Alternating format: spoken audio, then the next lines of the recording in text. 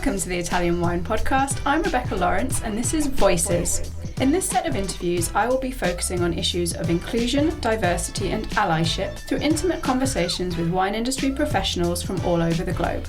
If you enjoy listening, please consider donating through ItalianWinePodcast.com. Any amount helps us cover equipment, production and publication costs, and remember to subscribe and rate our show wherever you tune in. Welcome to the Italian Wine Podcast with me, Rebecca Lawrence. Today, the Voices series is super excited to meet someone who is a director of joy. We're here with Tsatsu Gbedemah, the director of joy for the new wine marketplace company, Wine+Peace. Welcome to the podcast, Tsatsu. I'm so happy you're here. Hi, Rebecca. Thanks for having me. So before we dive into the work that Wine+Peace are doing, which will be kind of the heart of the podcast today, I like our listeners to know a little bit about you first. So maybe you could give us a bit of background about who you are and how you came to find yourself working in the wine industry. Definitely, yeah. So I'm Tsatsu Gbedemah. I was born and raised in Ghana, where I lived there for about 5 years. And then I moved to Kenya, where I lived there for about another 5 years. And I've been in Montreal living here for the past 14 years, essentially, going on, 15 since 2007. And I'm literally about to submit my final project tomorrow for my hospitality degree that I'm finishing here in Montreal. Wow, sorry.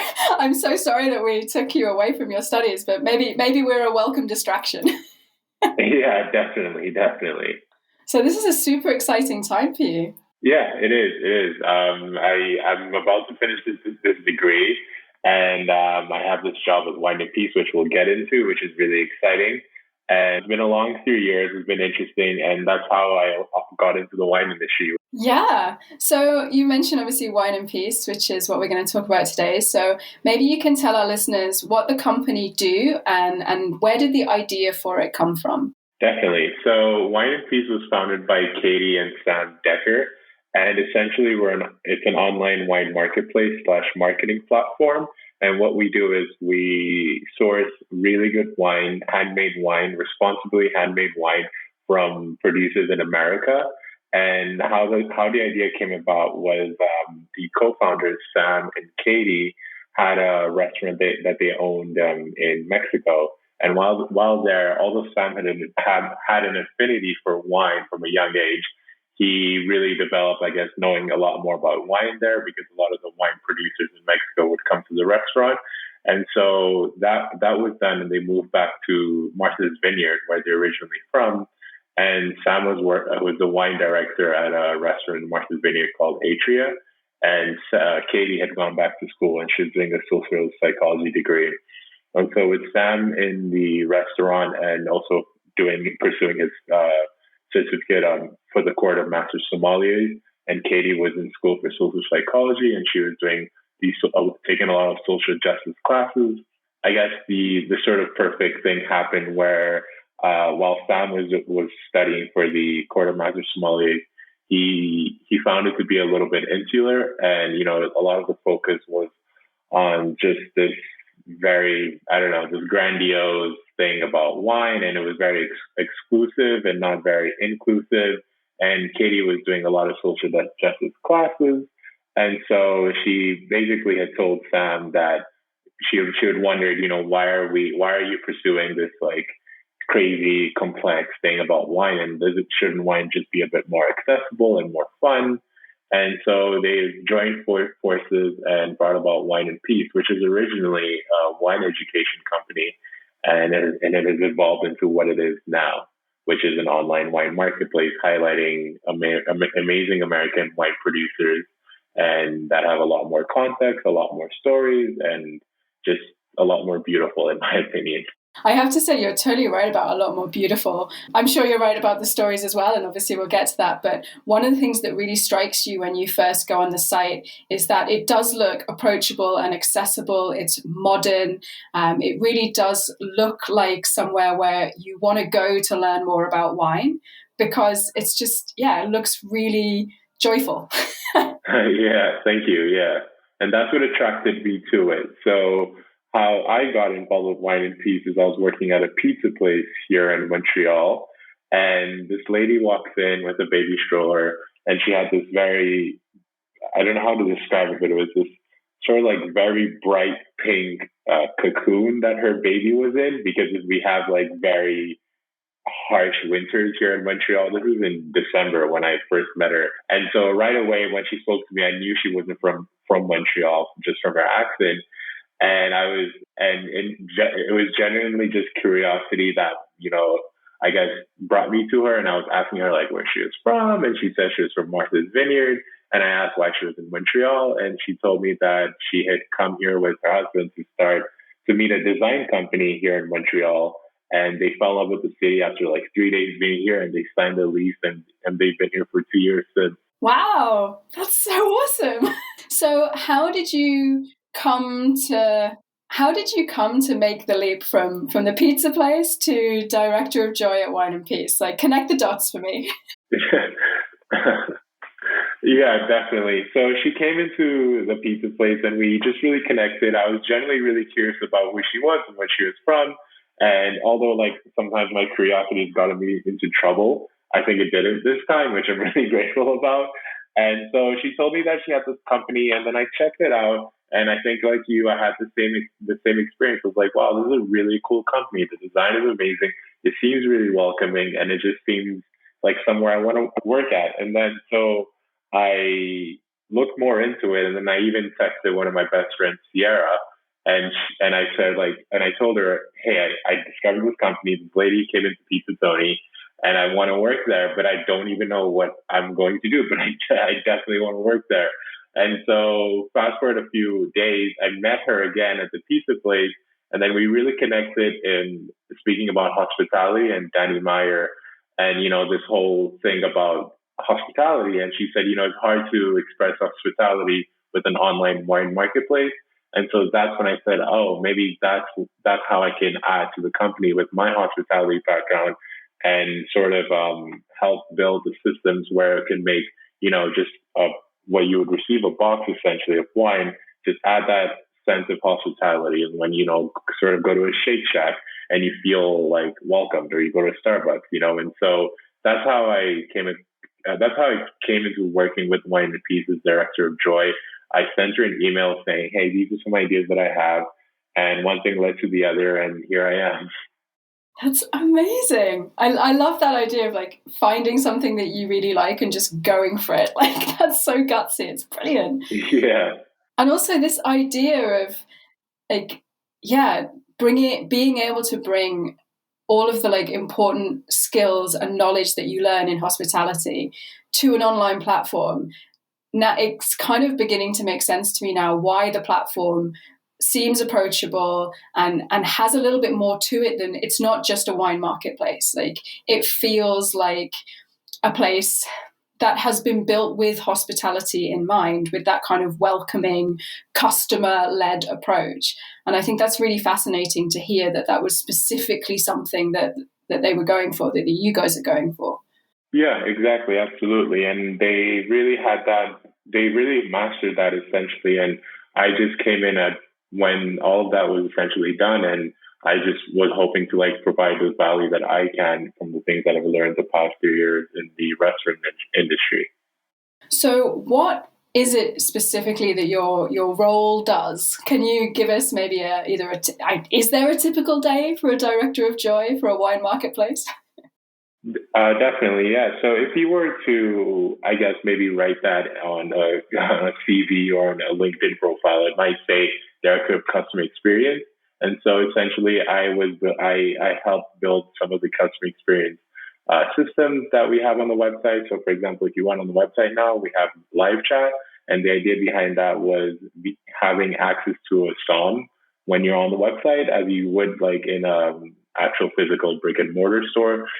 So an online website, sometimes you don't really have a person that you could ask questions to.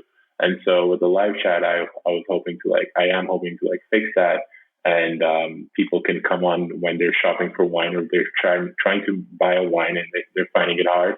They can ask me a question, And by asking me a question, that means I text Sam right away and ask him, hey, question, what do you suggest? And so on. Because my knowledge of wine is still quite, I guess, novice, and Sam is an expert, I would say. That's a really lovely feature, though, because one of the real problems, I think, with particularly e-commerce of something that is potentially very complex, like wine, where maybe there's terminology that someone doesn't understand, maybe it's a grape variety that they haven't come across before, a producer they don't know. It's really quite, because wine is also, for many people, an investment. It's not every day that you buy like a nice bottle of sustainably sourced wine. To have that opportunity for your customers to go, oh, I don't know anything about this, but it looks interesting, and then just be able to write and get some advice immediately. Like you say, you're taking that brick and mortar kind of extra personal touch and making it accessible online, which particularly at the moment, obviously with everything that's been happening in the world, giving that extra personal touch online is so vital for e-commerce, I think. Right, exactly. Yeah. And so even like I sometimes call customers and I get to find out that, they're passionate about photography or they're avid runners and things like that. And just sort of collecting all these little details about them that just breaks that sort of, I guess, computer wall that we were in, especially now with the pandemic and everything. And aside from that, there's a bunch of other things I do for Wine+Peace, but that's essentially, I guess, my corporate objective, if you will. So obviously you're collaborating with producers in order to put this platform together. So how many producers do you have collaborating with you at the moment, and what are the plans for expansion? Definitely. So currently we have about 27, 28 producers. I'm not quite sure, but it's around that area. And plans for expansion would probably be a better question for Sam and Katy. I mean, it would be cool to see this expand maybe to Italy like you have, or around the world, or maybe, well, Canada might be a bit difficult because the laws are very insane with alcohol. So we'll see, but it will definitely be interesting to like have this sort of concept in other countries. And can you talk a little bit about the selection process? Because I was really excited to see on the website that you have this quote, what is blind tasting after all, if not a willful disregard for meaningful context? And I really like this quote because I personally am very interested in, knowing more about the wine through where it comes from and who's made it. So why is context so important for Wine+Peace? Right. Thank you. Great question. So in terms of the selection process, I know that Sam had a sort of master being in the industry and dealing with so many different winemakers and just people in the industry. He had a sort of, I guess, maybe we could call it a master list of the people he really admired in the wine industry and wine that he generally just really liked. And so this is essentially what we have on the website right now, is people that generally like. They make amazing wines for a really great price, and beyond that, there's different things that they do that make us want to sell their wine. So if you go on our website, there's 5 different values that we have, which is human, community, pioneer, environment, and women. And so essentially, all the winemakers on our website fit into these 5 different categories. And so to answer your question about blind tasting and the context that we have aside from just that, with blind tasting, I feel that it's this sort of, I don't know how to explain it, but it's, if you don't get this note of like gooseberry or all these sort of different flavor profiles or these tannin structures and all this, people might feel that you don't know wine. But then we look at the winemakers on our website and, like for example, Adelsheim, they bring a medical truck like to their vineyard for their employees to like have a medical checkup. And we have also like Steve Matthijssen, I believe. His vines are trestled a little bit higher, so people don't have to like bend over and break their back to pick the grapes. And then there's also people like Jason Edward Charles, who's just a really nice person, and so all these different winemakers sort of are on our website because we want to essentially sell wine and provide wine with more of a story to it. And, and we saw that a lot with the whole like farm to table movement with Alice Waters, and saying, and with industrialization of wine, a lot of the attention has been taken away from, who the winemakers are, where are they from, what's their name, what are the things that they do that just make that add to the, I guess, entire ecosystem of the world. Are they using regenerative farming practices? Do they treat their employees well? Which is such a crazy concept, and things like that, and so that's really how how I guess Sam and Katy chose the winemakers. And, as we're going along, we get some winemakers reach out to us. There's some winemakers that I know, like Cass, who's a chief operating officer. She really, really loves. We also have Jill Davis, who joined the team recently. And then there's me. Maybe I'll see a winemaker that I like and say, hey, let's try and get their wine on the platform because they're good human beings. I think that's fantastic. And definitely, obviously, we've already seen this happening in the food industry, but to begin to see this more in the wine industry, and specifically to see a platform like Wine+Peace that's dedicated to it. It's not like just an offset. It's not like a selection of, you can click on the tab on the website and here's 6 winemakers. It's the entire reason behind the project. And I think it's also very interesting that for me, I've seen the wine industry develop, and a lot of the kind of new generation of drinkers drinking less, but choosing in a much more targeted way. They want the experience of the wine. They want to know where it comes from.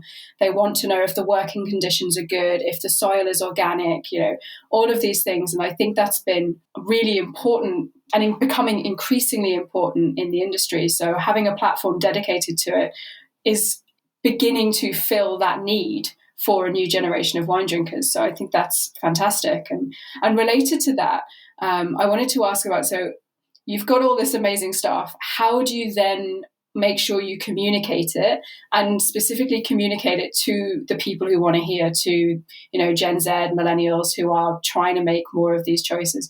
I'm not saying other generations aren't, but they are particularly, the new wine drinkers are approaching wine, I think, in this way. Right. That's a really good question. And, we're doing this by just our website, and our social medias and even ad campaigns that we run. But I think like the really important thing, and that's even another reason why I was really attracted to Wine+Peace, was that it just made it very simple, and it wasn't all these like fancy terminology, all these fancy wording and just sort of, I guess, sort of like intellectual masturbation, and just... Yeah. It just made it very simple and accessible. And, and we do Instagram lives. I do Instagram lives with Sam, and, we get the winemakers on. Sometimes I'll ask a question that I can understand, and I definitely don't ask questions that I don't understand. And so I hope that's a way that other people who, like me, who are maybe new to wine or very experienced in wine, can bring all these, I guess, very complicated, complex subjects and make them very simple. And, one of the next projects, without giving too much away, is we want to go more into video. And so with that, there'll be more wine education there, and just maybe simplifying it. And so there's been moments where I'll speak with Sam about a subject, and, even for example, coming up with ideas for the clubhouses that we have, he'll pitch these ideas, and I'll say I don't really understand that. And he might say, well, that's why we shouldn't do it, because it's just too complicated, and we should just focus on this simpler thing that's more fun. And so that's ways that I guess we're communicating that to people. Yeah, I've particularly liked your Instagram lives because of that element of it. Just, they are so approachable, and I think that's really important. And it completely ties in with, like you say, trying to be educational as well as a marketplace, and trying to make it educational in a way that's approachable. Because, as you say, so much of wine education is not, and this is a real problem. And I think as well, there's a trope in the industry for people to surround themselves with other people with the same level of knowledge. And so there's this assumption that everyone has that level of knowledge, or they're stupid. But actually, it's about, like you say, simplifying it, changing what the question is, and just sharing a passion for it. So you demonstrate that it's not something scary. you shouldn't feel stupid if you don't know something, because we were all there at some point. Right. And it's just the start of everyone's wine journey. Exactly. Yeah. I also really liked on the website that you have interviews with people about their wine buying habits. There's a really nice article on the website that interviews a full range of people. And I think that's a really nice touch, because it demonstrates that you've actually thought about, how people's wine buying habits are different. And maybe that actually one of the things, some people are going to be looking for that kind of like $10 bottle of wine. Some people are going to be looking for something for a special occasion. And I thought that was a really nice touch on the website, to have those more personalized stories, and to take something like wine that can be and e-commerce that can seem a little impersonal, and just add that personal touch. Yeah, absolutely. And, when you speak about wine buying habits, there was a very long period of my life where I was buying wine bottles with like really cool labels, because I thought those were all the best wines, and those are all the natural wines, quote unquote. I'm probably going to get a lot of flack for that, but that's just what I thought natural wine was. If you have a really cool, indie label, then that's what it is. So, but then as I've, gotten to know more about wine, I've discovered that, it's not only that, but I also think like that's not okay. If I'm going to buy wine because I simply like the design of it, I think that's also okay, or am I buying a wine because I'm eating this type of food, which is also okay.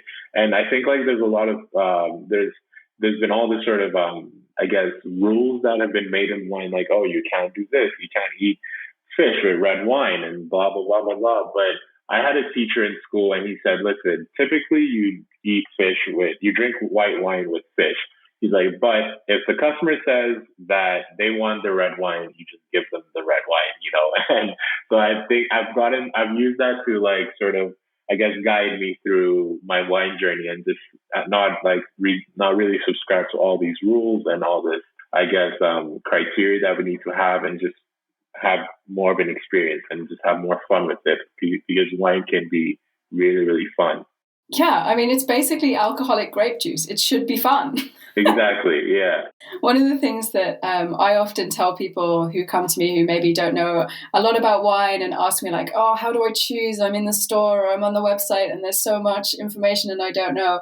I often say to them, well, like, if you don't know exactly what you're looking for and there's no one to ask, then buy it by the label. Because even if, particularly if you're buying for friends, if you've got a dinner party, you've got friends around, even if the wine is terrible, you've got a story to tell because you chose it because of the label. And that's fun. Like there's no right or wrong answer in that situation. It's like, oh, this wine's terrible. Yeah, but look how cool the label is. Like, yeah. So yeah, absolutely. I think throw out the rules. Absolutely. So we're running out of time, and I have to ask about Italian wine, because this is the Italian Wine Podcast, and if I forget to ask about Italian wine, the producers kill me. So obviously you guys are focused on the American market at the moment, but given your background, and I've just learned that you were working in a pizza restaurant, so I'm assuming you've eaten a lot of pizza. Is there one Italian wine that particularly you have enjoyed, or is there maybe a pizza pairing that you particularly enjoyed from your time working with pizza? So yeah, to answer your question, a couple of weeks ago I had an IG live with Sam. We were looking at sparkling wine, and so I bought this Pet Nat. The grape variety was the Falangina, and the producer is Fattoria di Vaira. And really good Pet Nat that I had. I really, really enjoyed it. But I also want to throw that question back at you, because I am learning about wine. I'm going through all these different grape varieties and all these different types of wine. What's the next wine from Italy you think I should have? If you're having pizza, you should have a Lambrusco di Sobara. So sparkling red wine, but Sobara is the like lightest or more floral of it. And that with a margarita for me is just amazing, because you've got the slightly kind of like creaminess of the cheese with the fresh mozzarella, which goes really well with this acidity of the grape, slightly herbal. Yeah, I'm a huge advocate for sparkling red wine and pizza. Awesome. What was the grape variety again? It's Lambrusco di Sobara, Sorbara. Okay, perfect. Tsatsu Gbedemah, thank you so much for joining me on the Italian Wine Podcast today, for taking time out of the final few days of your studying. Where can our listeners find you and also Wine+Peace online and on social media? Absolutely. Well, thank you so much for having me. It's been a pleasure talking to you. And you could go on our website, wineandpeace.com. We're on Instagram at Drink Wine and Peace. My personal Instagram is at Tsatsu, just TSACSU. And a lot of people are jealous that I have just my first name as my Instagram handle. So I like to flex it once in a while. That's like the coolest. Yeah, I was going to say, that's a total flex. That's super cool. Yeah. But those are places you can find me. Awesome. We'll make sure to tag you and Wine+Peace when our social goes out. Guys, go and check out the website and see what they're doing. Really exciting to see sustainable, socially justified wines being given a marketplace. Thanks to everyone for listening. Don't forget to follow us on social media, subscribe, and of course, donate on the website to make sure we can keep these great conversations flowing. Listen to the Italian Wine Podcast wherever you get your podcasts. We're on SoundCloud, Apple Podcasts, Himalaya FM, and more. Don't forget to subscribe and rate the show. If you enjoy listening, please consider donating through ItalianWinePodcast.com. Any amount helps cover equipment, production, and publication costs. Until next time, chin chin.